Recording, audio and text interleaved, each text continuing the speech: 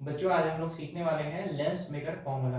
ठीक है, आपके बोर्ड पर्सपेक्टिव से ये बच्चों बहुत इंपॉर्टेंट है और मैं आपको एकदम सिंपल तरीके से बताने की कोशिश करूंगा और मैं बिलीव करता हूँ कि आपको बहुत अच्छी तरीके से समझ में आएगा। और मैं आज आपको शॉर्ट ट्रिक भी सिखाऊंगा कि आप किस तरीके से, अगर आपने लेंस मेकर फॉर्मूला में रिफ्रैक्शन थ्रू स्पेरिकल सरफेस नहीं भी सीखा है ना, तब भी आप बना सकते हैं इसको। ठीक है, देखते हैं जरा क्या है।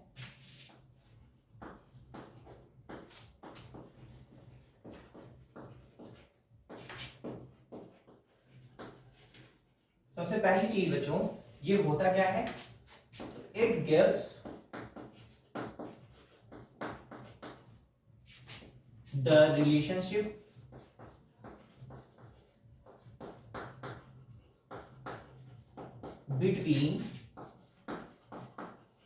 between object distance,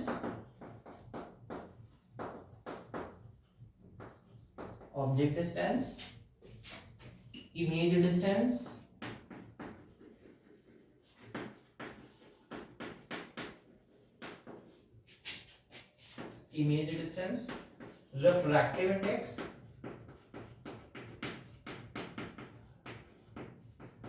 and radius of curvature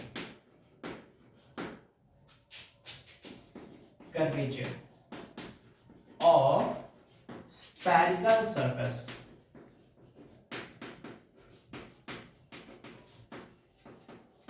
क्यों बच्चों?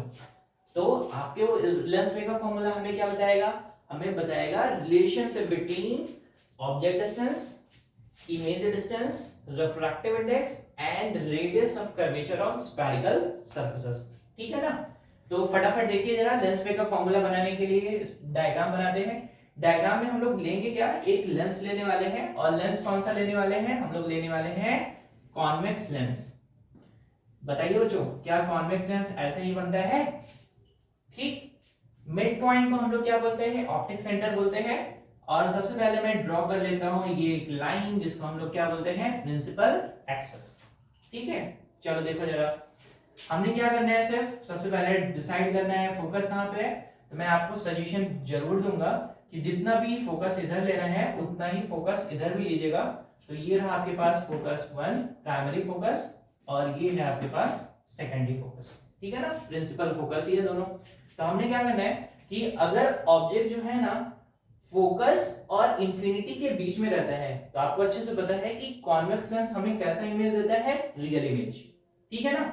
और अगर फोकस और ऑप्टिक सेंटर के बीच में अगर ऑब्जेक्ट रखा जाएगा तो हमें इमेज कैसा मिलेगा, वर्चुअल इमेज। ठीक है ना? तो यहां पर जो हम लोग केस पढ़ने वाले हैं बच्चों, वो हम लोग बनाने वाले हैं it is for real image. ठीक है ना? तो हमने ऑब्जेक्ट को सबसे पहले प्लेस करना है कहां पर, मैंने ऑब्जेक्ट को प्लेस कर दिया है फोकस के बाद कहीं पर भी आप प्लेस कर सकते हैं। तो मैंने प्लेस कर दिया है कुछ यहां पर, कुछ इस तरीके से। ये है आपके पास ऑब्जेक्ट।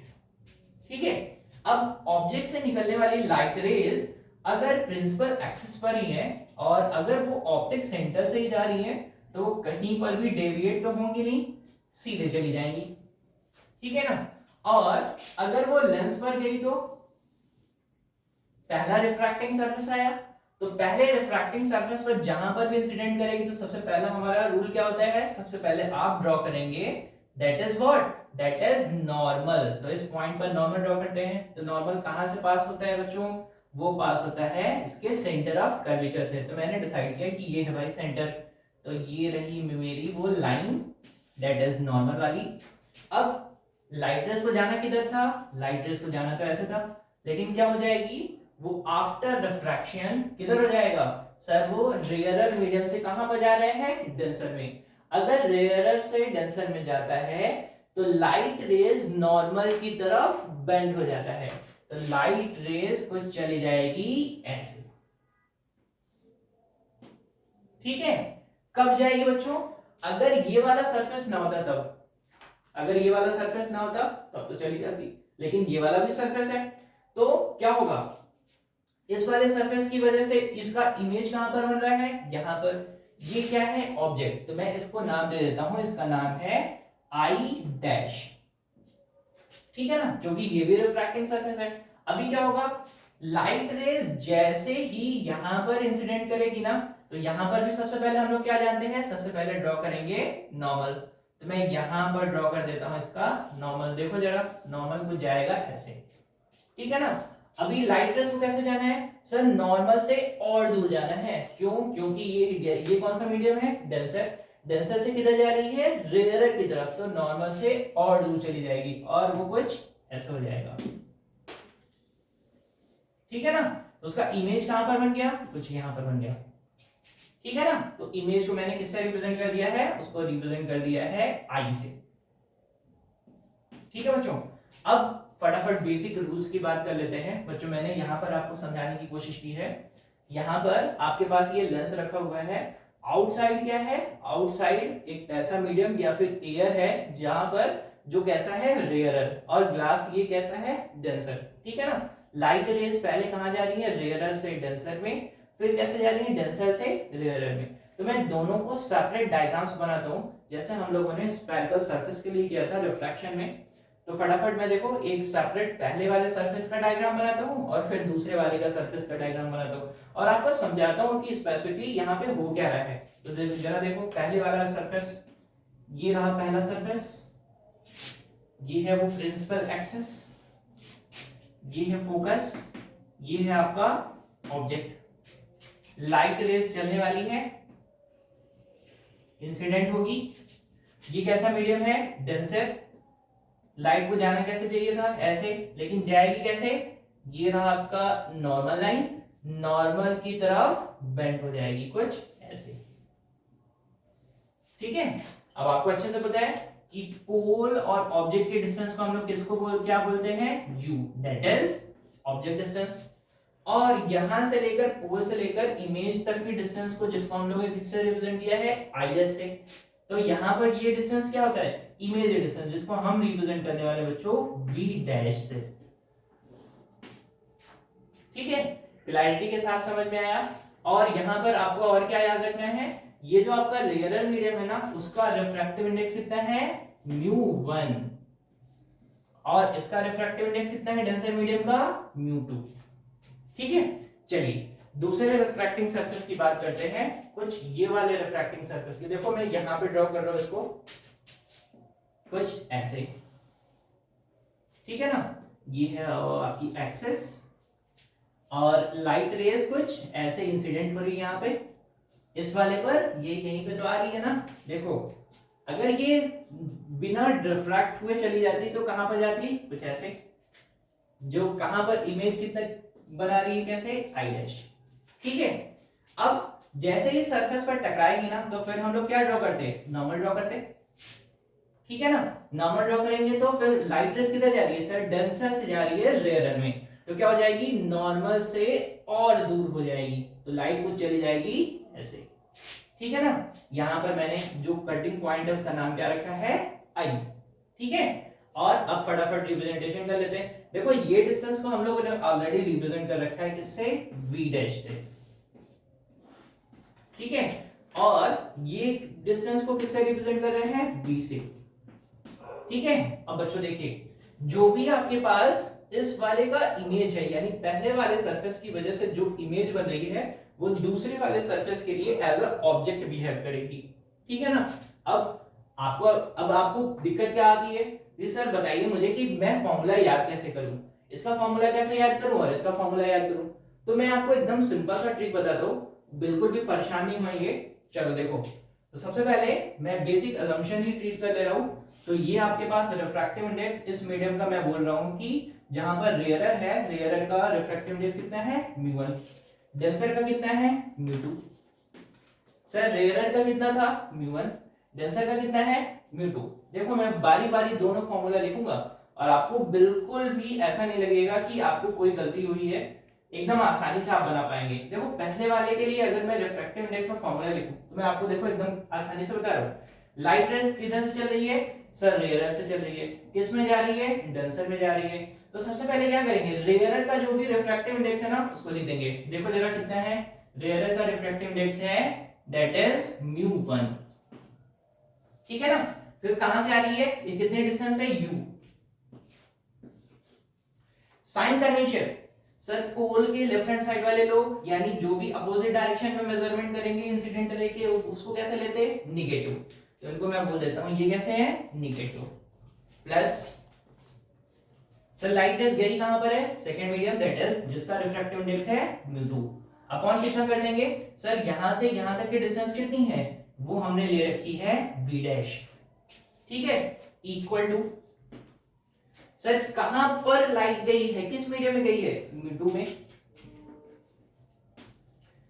कहां से आई थी, μ1 से, अपॉन सर जिस जहां पे गई है ना उसका रेडियस ऑफ कर्वेचर कितना है, तो रेडियस ऑफ कर्वेचर को बच्चों हम लोग ले लेते हैं r1,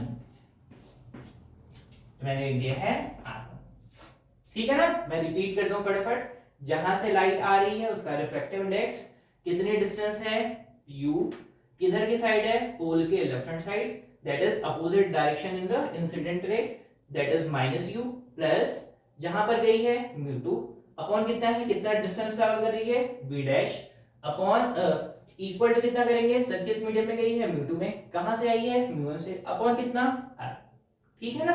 चलो अब इसके लिए आप बताओ जरा फटाफट, तो देखे तो सर कहां से चल रही है, μ1 से चल रही है,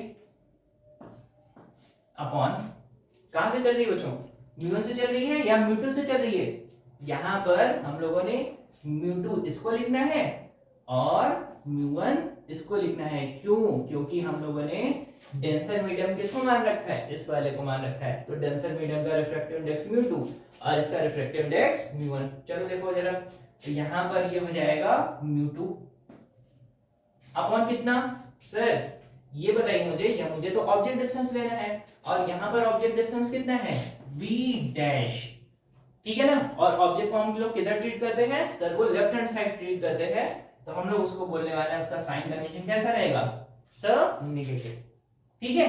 बाकी फटाफट आप करेंगे, प्लस किस मीडियम में गई है μ1 में, अपॉन कितना डिस्टेंस है that is v, equal to कितना सर, किस मीडियम में गई है μ1 में, कहां से आई है μ2 से, अपॉन कितना रेडियस ऑफ कर्वेचर, आप इसके रेडियस ऑफ कर्वेचर को कितना ले सकते हैं r2, तो ये हो जाएगा r2।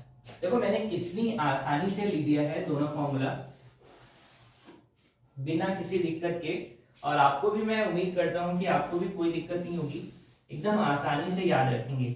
अगर आपको एक फॉर्मूला याद हो जाता है तो बस आपको इंटरचेंज करना है, या फिर आप मेरी ट्रिक यूज कर सकते हैं कि भाई जिधर से भी जा रहे हैं, जैसे यहाँ से जा रहे हैं तो सबसे पहले रिफ्रैक्टिव इंडेक्स कितना μ1, सर साइन कन्वेंशन के हिसाब से यहाँ पर सबसे डिस्टेंस कितनी है u है और वो भी निगेटिव, पुट किया, कहां पे गई है μ2 में, सर कितना डिस्टेंस ट्रैवल कर रही है v डैश, कैसा है पॉजिटिव, फिर यहाँ पर कितना सर किस मीडियम में गई है μ2 में, कहां से आई है μ1 से, अपॉन कितना रेडियस ऑफ कर्वेचर, यहाँ पर पुट करेंगे सिंपली, सर कहां से चली थी μ2 से, μ2 मीडियम से चली ना, डिस्टेंस कितना ट्रैवल करना है सर, यहाँ पर तो v डैश है क्योंकि ऑब्जेक्ट डिस्टेंस ना, और हम लोग उसको कैसे ट्रीट करते हैं निगेटिव, मैंने पहले भी बताया आपको, प्लस यहां पर करेंगे μ1 रिफ्रैक्टिव इंडेक्स अपॉन कितना imaginary distance v, equal to कितना सर, किस मीडियम में जा रही है μ1 में, कहां से आई है μ2 से, अपॉन कितना।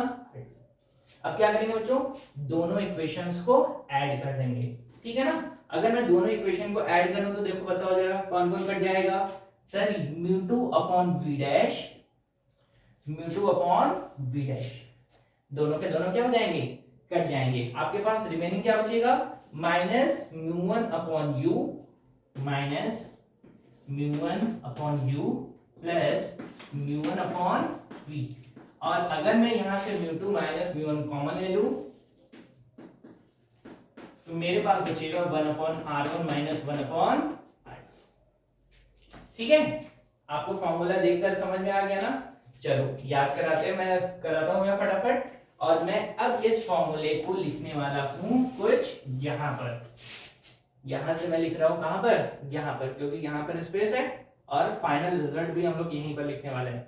तो मैंने यहां से कॉमन किया है μ1 को, यहाँ पर हो जाएगा 1 upon v minus 1 upon u, यहाँ पर हो जाएगा μ2 minus μ1 1 upon r1 minus 1 upon r2।